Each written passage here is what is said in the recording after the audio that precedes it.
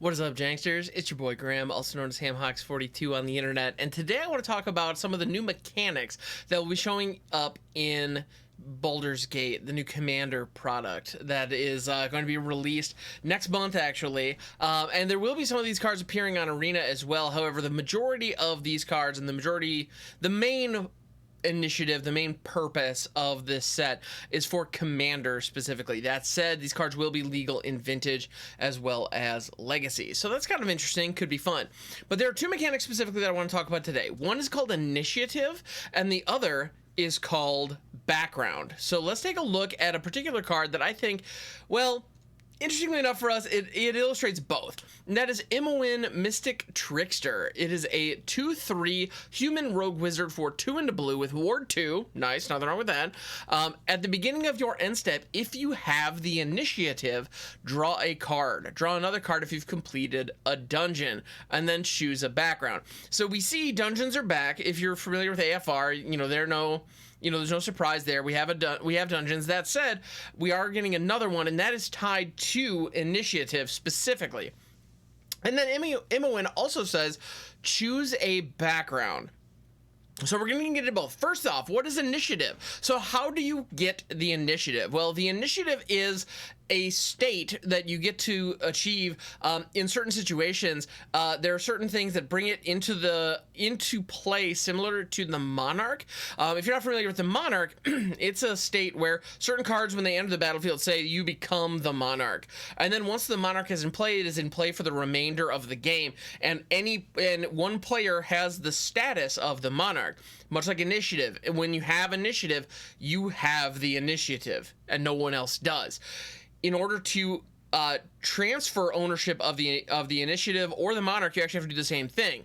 If a player successfully attacks the player that has the initiative or the player that has the Monarch, when I say successfully attacks, I mean they have a creature that deals combat damage to the other person, then ownership of initiative and Monarch transfer to the other player. Now, as a result, if you're in a game where the initiative is in play and the Monarch is in play, they will probably sync up at some point, but that is not necessarily, they won't always. It will be common to have one person be the Monarch and one other person have the initiative. Now, in the case of the Monarch, when your end step rolls around, you get to draw a card.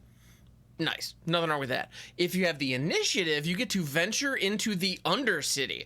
Now, if you were familiar with AFR dungeons, you're like, wait a minute, that sentence sounded familiar, but it was a little bit different at the end. That's true. The Undercity is a new dungeon that they will be bringing into the game with the Battle for Baldur's Gate set. And so the initiative is one way to venture into the Undercity, which I'm actually going to be bringing up on the video feed here. So the Undercity is a brand new dungeon. You'll notice it is a larger one. It is fairly complex. It would take 1, 2, 3, 4, 5 different ventures in order to complete the entire thing. And there are a number of different paths that you can make through it and get quite a bit of value. It's kind of like, it's similar to the Dungeon of the Mad Mage in that regard, I believe, in my opinion anyway. It's very similar to that. Now, there are some cards, in addition to the initiative, there are some cards that specifically say venture into the Undercity in this set, in which case, great, that will give you additional progress through the Undercity, so nothing wrong with that. It functions just like the venture mechanic in AFR, except it's limited to the Undercity. That said, you can run dungeons, and Imoen cares about having completed a dungeon. It does not say whether or not that dungeon is the Undercity. It can be the Lost Mines of Phandelver. It can be the Tomb of Annihilation or the Dungeon of the Mad Mage. Any one of the 4 dungeons that will be available now can trigger Imoen's ability. And Imoen specifically says, if you have the initiative, draw a card. Draw another card if you've completed a dungeon. So Imoen clearly wants you to be venturing through dungeons, and she also wants you to get and hold the initiative. So this strikes me as a very defensive commander, where you want to achieve the initiative and hold it, and keep it back and draw a lot of cards. That's pretty nice. And then you also get a background. So that's the other mechanic that I wanted to talk about today. So backgrounds. What the heck are backgrounds?